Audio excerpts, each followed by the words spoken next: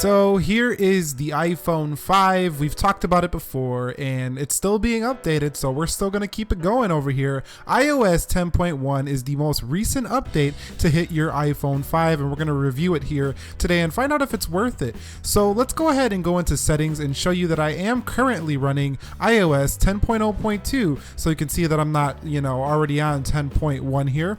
And before we go ahead and do the update, I just want to show you that there is one available.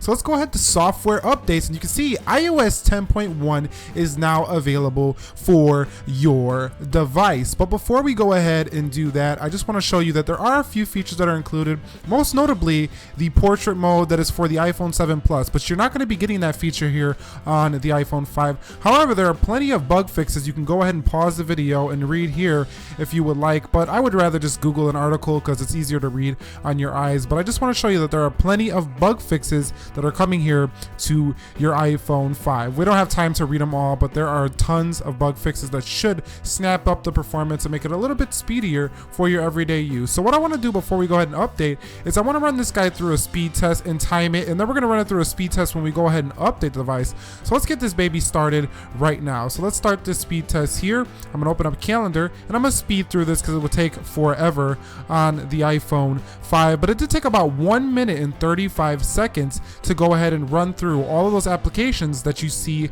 on the home screen there. Now let's go ahead and go and do a Geekbench testing before we go ahead and update the device, because I want to see if the scores change in Geekbench on the iPhone 5. So I'm going to go ahead and run it here and let it do its thing. It took about 7 minutes, but we did get a single core score of 760 and a multi-core score of 1145 here on iOS 10.0.2, and you can see that it's not the fastest in the world anymore in terms of the Geekbench scoring, but this is never indicative of the real world performance on the iPhone 5. So 760 single and 1145 multi. So let's go into the settings on the iPhone 5 here, and now let's finally do that update. So we'll go into general, let's go into software update, let's go ahead and download and install this guy and run it through its regular processes.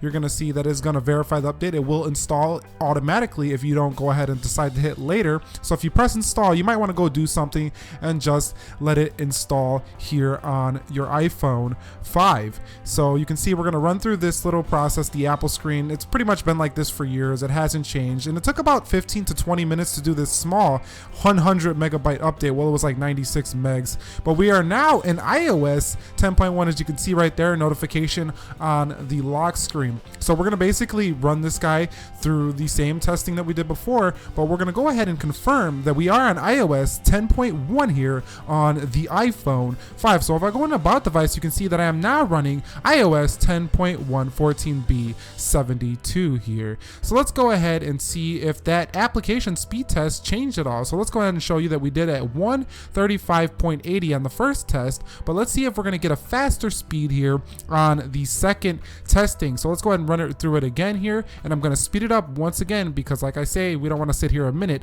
watching every single application open here on the iPhone 5. So you can see that we did hit 127, so that's a good savings of 8 seconds. Good job there, iPhone 5. So let's go ahead and run it through a Geekbench now on iOS 10.1 because we did it on iOS 10.0.2, but let's do it here on 10.1 here. And let's see if anything has changed for the iPhone 5. 758, so a lower single core score, and also 1142, so a slightly lower single and multi-core score here on 10.1. But this doesn't mean that it's decreased in performance, because we've seen in the speed test it was actually quicker to open applications. So you can take those scores for what you will. But you can see, is the iPhone 5 worth it here to update to iOS 10.1? I would say so. It's still pretty blazing fast. We were not able to test battery life because I need to go more in depth with this before we test battery life. Let me know if you guys want to see that. But overall, if you're thinking about updating, go ahead and do it. If you guys enjoyed this video, please subscribe to the channel for more technology videos. Hit that thumbs up down below. Subscribe to the channel for more. Have a great day. Be sure to be well, and peace. Yeah.